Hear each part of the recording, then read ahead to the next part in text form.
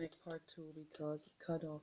It was because of him not being there anymore that two people died in the process of primotherapy because they fell through the grid of love, of support, of therapeutic presence, which wasn't there. So, and I feel awful terrible. The one girl died when after they had kicked me out because I wasn't taking the medication. That's another breach right there. They can't force me to take medication. And I would never sue them. I'd never sue anyone for they just didn't know better. They just didn't know better. It was still experimental, sort of, and then later on, someone said that the girl Mary had hung herself, and I wasn't there. If I had been there, I'm pretty sure I could have prevented this from happening because I would have seen what's going on. I would have taken her under my wing. Absolutely, I would have let her move in with me if that's what it took. So I'd do anything for her to save her. Anything. I'll cuddle with her, even though I'm straight. I'll do anything for her to prevent her from committing suicide. I feel like crying again. I'm so sorry that happened. So sorry. She was such a precious, precious being. An artist who drew like Leonardo da Vinci. She drew horses like Leonardo da Vinci. Just like him. Amazing. I've never seen anyone draw horses like this ever in my entire life. Not even, I mean, she was really as good as Leonardo da Vinci. I mean, as precise and realistic and amazing. Just amazing. Just from memory, with all the ligaments and all the veins. And just amazing and kind and sweet and gentle. She let people push her over, and I feel so bad about that. With the knowledge I have today, I could say, Mary, let's do some exercises on this. Let's get into it, and we make it so that you can heal, and you will never let someone push you over ever again, ever again.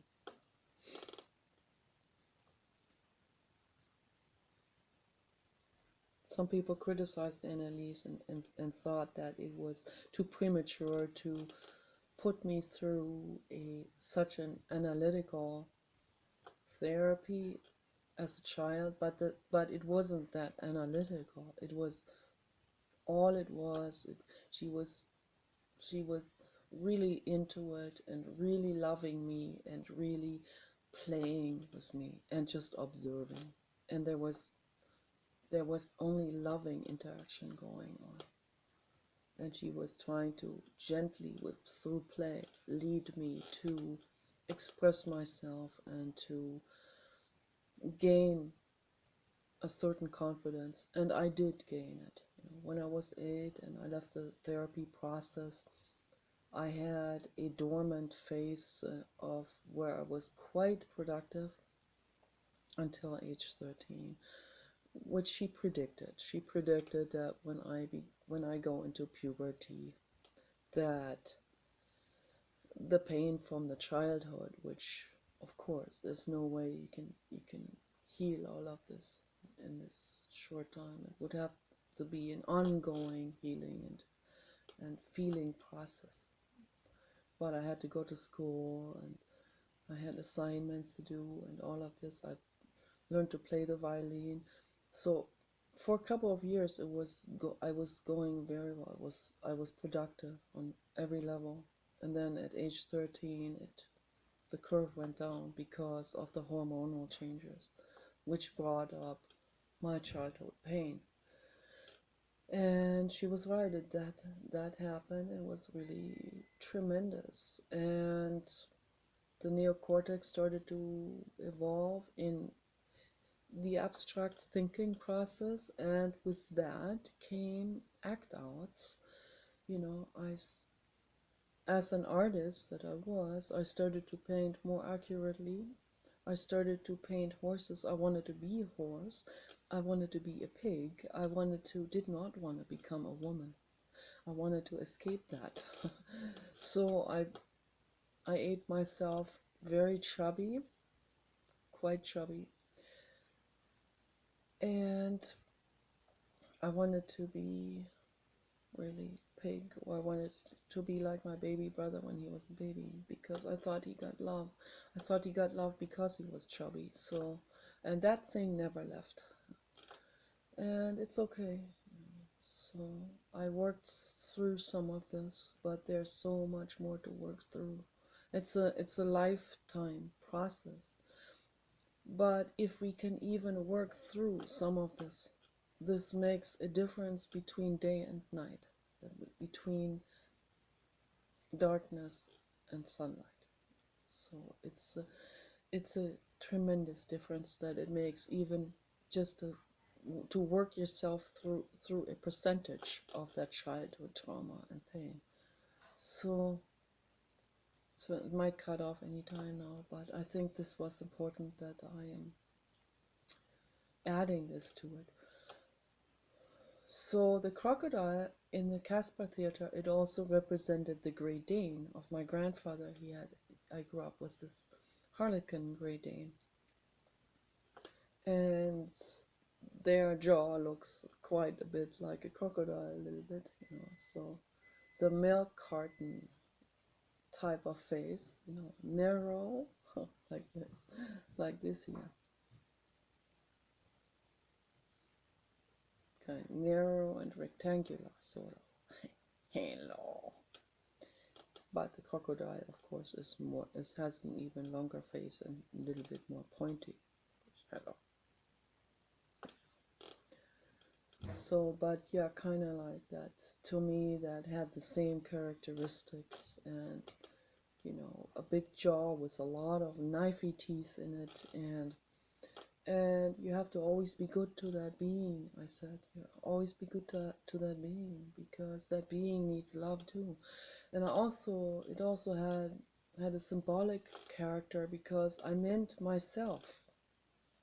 I meant the Medusa inside of me, because I already knew that the Medusa, I felt it energetically. You know, the Medusa was going to come up at some point during the healing process. So for people like Mary, who are like trampled down flowers, you know, they can't even bite anymore energetically. They're under that radar. So it takes a lot of healing to get this Medusa back, the crocodile, or the strength, you know, the inner, not just the ego, you know, but that cannot be confused with the ego. That's not the ego. That's a healthy inner spine and inner warrior that will come up.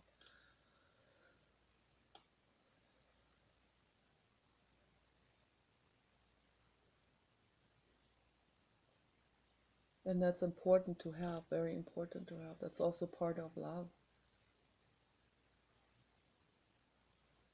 We have to stand up for ourselves when we're being violated.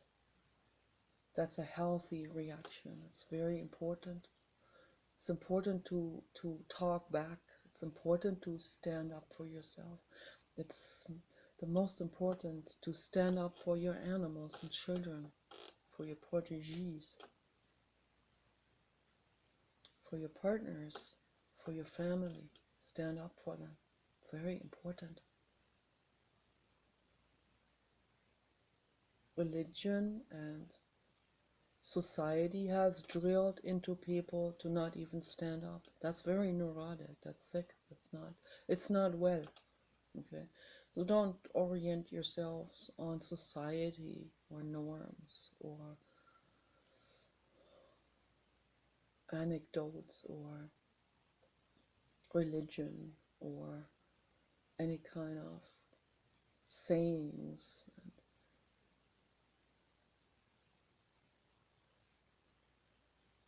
So any kind of imperatives or rules that society has created over hundreds of years. Don't go by that. Just because it's old doesn't mean it's valid. So humanity itself, as the whole conglomeration of all of us, of all 8 billion of us, we have to do a lot of healing, not just us, the chimpanzees too. There's a lot of chimpanzees that are very neurotic and that function extremely similar to humans, that understand extremely much more in this direction of running off with the ego and all of this and into abstractions even. That's why they are able to create sign language with fingers. So a dog brain, if they had fingers, would not be able to do this, or it would be very rudimentary. There are differences between the dog breeds. The Doberman are very, very sensitive and intelligent. It's amazing. A Great Dane would not be able to do that. So, German Shepherds maybe can understand a lot. So very, very extreme differences within the dog breeds. That's also why people have to be very careful on which dog breed to choose. So I think the most understandable and loving dog breed is the yellow Labrador. So, and the most patient. They're the most patient, and they understand things and they learn very quickly, almost like a human child. And they don't throw tantrums. They're very, very patient with everyone. So that's why they are used as blind guide dogs and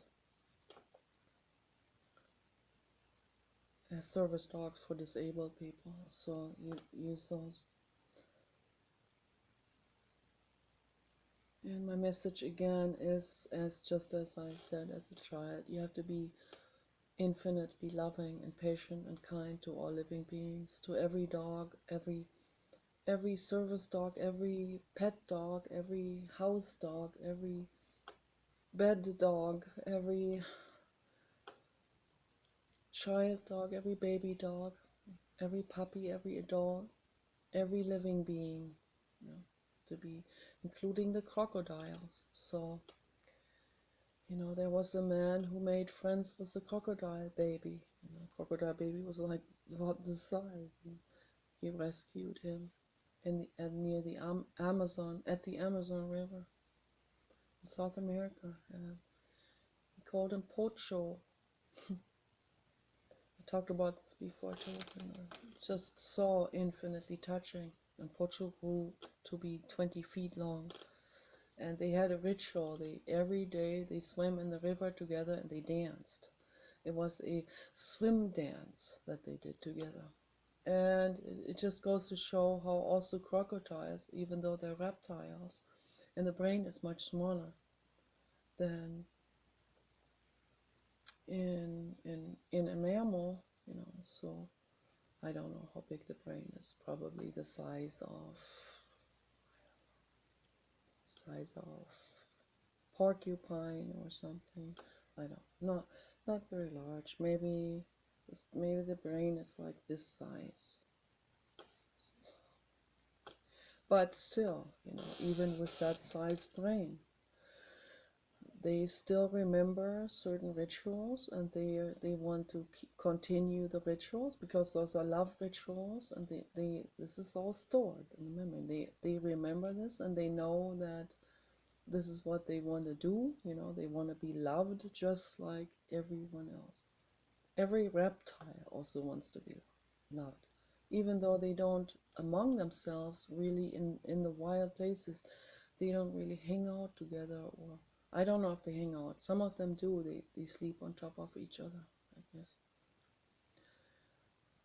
But they really enjoy being friends with a mammal, you know, and being on that warm body and feeling the love. You know, I had that yellow boa constrictor, I don't know, maybe a python on over me on Venice Beach, and that snake, a female, really enjoyed being on my skin and enjoyed this touch, you know, and the loving energy that I had for her.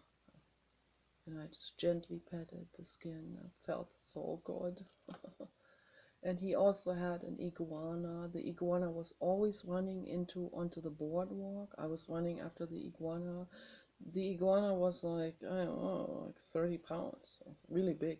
So I grabbed him under the belly, brought him back, and put him on my arm. And he really enjoyed the love, but he was excited about all the people. He wanted to go back among the people. So reptiles too, you know, we have evolved from reptiles. You know, we have evolved from the first hairy reptiles and from the ones before that. So, you know, we evolved from dinosaurs, but we evolved from small dinosaurs because it's the small dinosaurs that survived the ice ages. They were able to protect themselves and crawl into niches and crannies. They were able to grow hair, you know, in time. Eventually, they gave birth to a baby, and the placenta already breaks inside of the uterus. You know. So with the reptiles, so they are born inside of the placenta and have many placentas, which is the egg shell, outer shell. So then the egg outer shell became the placenta and became just a membrane. So and then broke, and then the fully free baby newborn was born. So how all of this evolved, you know, and took a long time to evolve like that, through trial and error, through mutations, small mutations. The ones that worked out well, that remained. Then some characteristics that weren't beneficial or negative, they also were carried with it. And then we have epigenetics. That brings me to the book that I just bought. I bought The Honeymoon Effect by Dr. Bruce Lipton. It's a fantastic scientist in the field of genetics and epigenetics and biology, you know, microbiology, you know, how the cells work, and cellular biology. And it's highly interesting. I also read his former book, The Biology of Belief. Highly interesting book. I highly recommend this to people. I got it on my Kindle, in ebook form, and I will buy every book he writes. So he's really amazing. Half Russian, half US. And I believe he lives in New Zealand now. So, and he's very happy. Yeah. He's friends with all of those people that got it, like Wayne Dyer and I believe Deepak Chopra. All of these people that got into mind over matter, and he got into it really in depth through his research now and backs all of this up, confirms all of this through the research in biology and epigenetics, and that brings it to another level of understanding, and it's revolutionary for the scientific community, and other people are now getting interested in this and getting deeper into it and not shunning it away. You're not shunning it out of fear like my husband would shun this. Or does shun it. He doesn't even want to talk about it. The spooky stuff, you know. Albert Einstein called it spooky physics.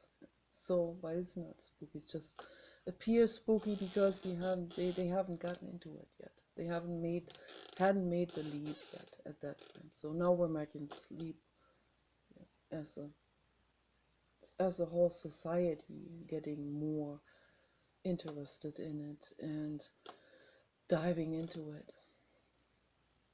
Many people do, you know. Many people just through meditation and yoga and some scientists get into it with their science and scientific experiments, and hopefully not on animals. So I don't think Dr. Bruce Lipton would test on animals. Can't imagine. That would really make me sad. You know. I don't think he does. You know. It's also quite theoretical, and Dr. David Bohm also was very, very theoretical in his approach. I love that. So, and that's where it starts, you know. It starts with theory, with hypotheses, and then we go out and we put it to the test on ourselves, on our own skin, not on others, only on volunteer humans. So never test on animals. So yeah, the giraffe and the crocodile plush hand puppets are coming, and I'm gonna make a video with them, so that's gonna be awesome. And I have to say, our trip it was very stressful. I cried every day, but it taught me things, you know, and it made me go even deeper into meditation because I had no distraction available on the trip. So I also deliberately didn't want to bring any kind of computer or tablet. I wanted to be only in nature, and I wanted to be completely focused and completely clearing the clutter in my brain that's already there, not adding some more to it. And that was very helpful. It's not easy with Paul. That's quite an obstacle, you know. Having to do camping in a small van with someone who is opposed to any kind of reasonable and holistic and energetic type of thinking and approach to healing and all of this. It's getting slowly into it, but very, very slowly. So it's very difficult. All of this can make someone really furious. And it was quite amazing, the hour that came, and the hour that came after I cried out there at the border. The owl came and said, "We love you. We love you," like this. "We love you. Thank you." I said, "Thank you. I love you too, all of you." And then the owl did it, like a complete repetition of all of the sounds that I had made before. All of the crying sounds, exactly identical.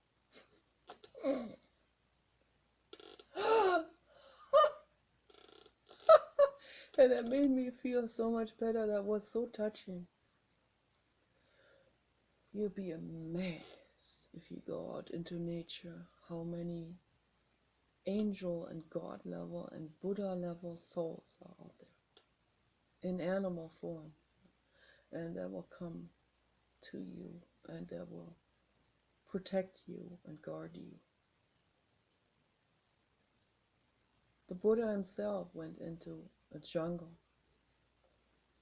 and all kinds of animals, including predatory animals, surrounded him because he wasn't behaving like a prey animal. He was just sitting there in meditation. And energetically too, he wasn't exuding any kind of fear energy. He was sitting there with love. And you'll be amazed that all animals out there are receptive for that kind of unconditional love.